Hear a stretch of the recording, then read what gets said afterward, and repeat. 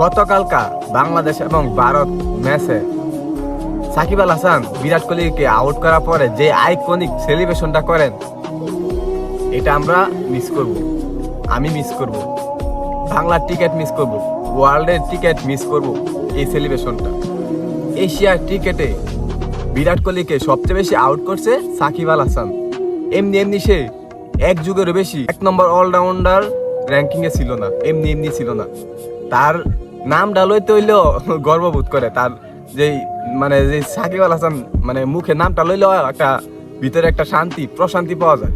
এই বাংলাদেশের জন্য সাকিব আল হাসান এত কিছু করছে, আজকে সাকিব আল হাসানকে বাধ্য করা হয়েছে তাকে অপশন নেওয়ার জন্য। যে ওয়ার্ল্ডের ক্রিকেটে সবচেয়ে বড় ফিলাররা ভয় পায় সাকিব আল হাসানকে, সবচেয়ে বড় ফিলাররাও ভয় পায় সাকিব আল হাসানকে।